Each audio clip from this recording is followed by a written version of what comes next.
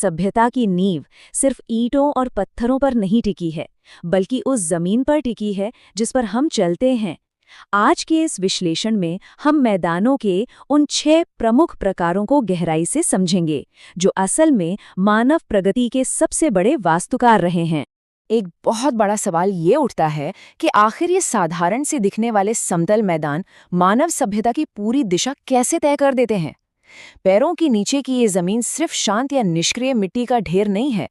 ये प्राकृतिक ताकतों की एक बेहद सक्रिय और जीवंत रचना है। एक ऐसा विशाल कैनवस है जिस पर मानवता की पूरी कहानी रची गई है। तो चलिए सबसे पहले बात करते हैं पहली श्रेणी की, पानी द्वारा निर्मित मैदान। जलोढ़ मैदान या एल्यूवियल प्लेन्स, ऑलोवियल प्लेन्स, इन्हें प्रकृति की सबसे बड़े कन्वेयर बेल्ट सिस्टम की तरह समझा जा सकता है। होता क्या है कि पहाड़ों को चीर कर आने वाली नदियां अपने साथ खनिजों से भरी लाखों टन उपजाऊ मिट्टी बहाकर लाती हैं। फिर जब ये नदियां समतल इलाकों में पहुंचती हैं और इनकी रफ्तार थोड़ी धीमी पड़ती है, तो ये उस मिट्टी को एक विशाल क्षेत्र में बिछा देती हैं। समय के साथ परत दर परत ये प्रक्रिया धरती के सबसे उपजाऊ परिदृश्यों को जन्म देती है। गंगा का मैदान इस प्राकृतिक कन्वेयर बेल्ट का सबसे बेहतरीन और विश्व प्रसिद्ध उदाहरण है। ये सिर्फ एक भौगोलिक जगह नहीं है, इसकी कमाल की उपजाऊ क्षमता की वजह से ही ये आज करोड़ों लोगों के जीवन और आजीविका का मुख्य आधार है। सदियों से ये वही जगह रही है जहां बड़ी बड़ी सभ्यताओं ने जन्म लिया और खेती ने नए आयाम छुए। अब थोड़ा जमीन और महासागरों की सीमाओं की तरफ बढ़ते हैं। तटीय मैदान या कोस्टल प्लेन्स वो समतल क्षेत्र हैं जो सीधे समुद्र के किनारे बनते हैं। जहां जमीन और समुद्र मिलते हैं ना, वहां लहरों और ज्वार भाटे के बीच एक लंबा संघर्ष चलता रहता है। समुद्र कभी जमीन काटता है तो कभी रेत और गाद वहां जमा करता रहता है। इन्हीं ताकतों के टकराव और तालमेल से ये विशाल तटीय परिदृश्य आकार लेते हैं। भारत का पूर्वी तटीय मैदान इस तालमेल का एक जीता जागता उदाहरण है। समुद्र के किनारे समतल जमीन का ये फैलाव हमें दिखाता है कि कैसे महासागरों की असीम ऊर्जा भी इंसानों के बसने और व्यापार करने के लिए एक बेहतरीन भौगोलिक संरचना तैयार कर सकती है। पानी की शांत लेकिन शक्तिशाली दुनिया से अब आगे बढ़ते हैं दूसरी श्रेणी पर, भूवैज्ञानिक हलचलें और ज्वालामुखी। लावा मैदान एक बड़ा ही दिलचस्प विरोधाभास है। एक तरफ जो आग शुरुआत में सब कुछ जलाकर राख कर देती है, वही ठंडी होकर एक नई जमीन की नींव बन जाती है। ज्वालामुखी विस्फोट के दौरान खौलता हुआ लावा धरती के गर्भ से निकलकर मीलों तक फैल जाता है।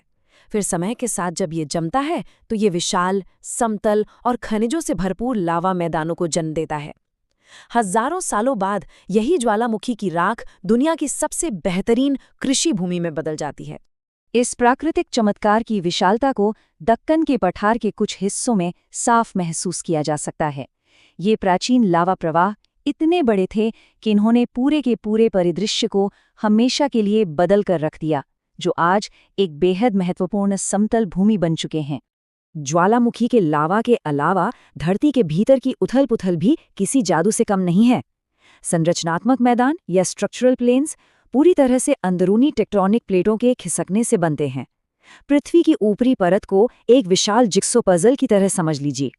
जब ये विशाल टुकड़े आपस में टकराते हैं या खिसकते हैं तो लाखों वर्षों में कुछ हिस्से ऊपर उठ जाते हैं या नीचे धंस जाते हैं। इसके नतीजे में एक बहुत बड़ा समतल संरचनात्मक क्षेत्र उभर कर सामने आता है। तीसरी और आखिरी श्रेणी है अपर्दन और निक्षेपण की ताकतें, जहां हवा, पानी और समय बाहरी प्राकृतिक शक्तियों की तरह काम करते हैं। यहाँ 2 बिल्कुल उल्टी ताकतें काम कर रही हैं, एक मूर्तिकार की तरह और दूसरी एक निर्माता की तरह। अपर्दन मैदान या इरोजनल प्लेन्स तब बनते हैं जब हवा और पानी जैसी ताकतें एक मूर्तिकार की तरह मिट्टी और चट्टानों को घिस-घिस कर जमीन को समतल कर देती हैं।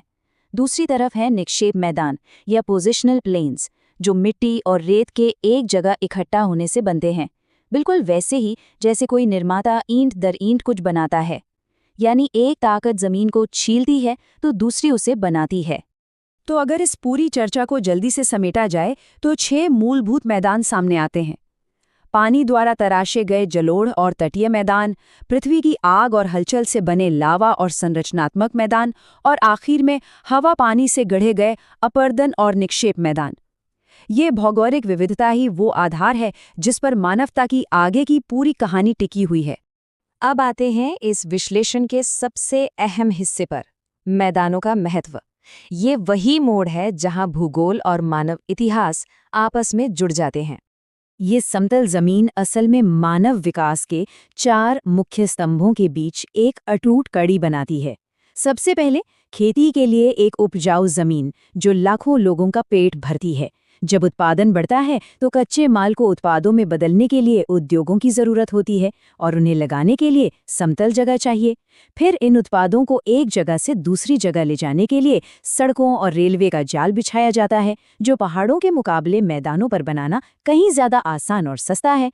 और आखिर में इन्हीं उद्योगों और परिवहन तंत्रों के आसपास बड़ी बड़ी बस्तियां और महानगर बसते हैं। ये एक ऐसी श्रृंखला है जो सिर्फ समतल भूमि पर ही सही ढंग से चल सकती है। सोचिए जरा, अगर ये मैदान ना होते तो आज के आधुनिक उद्योग और ये बड़े बड़े महानगर कैसे बसते? इतिहास इस बात का गवाह है कि दुनिया के सबसे महान साम्राज्यों का उदय ऊंचे पहाड़ों पर नहीं, बल्कि इन्हीं विशाल मैदानों पर हुआ था। रोजमर्रा की जिंदगी, अर्थव्यवस्था और हर एक प्रगति के लिए पैरों के नीचे मौजूद ये समतल जमीन सबसे बुनियादी जरूरत है। असल में भूगोल ही हमारी नियति तय करता है। इस विश्लेषण से जुड़ने के लिए धन्यवाद। आगे बढ़ने से पहले इस अहम सवाल पर विचार जरूर कीजिएगा।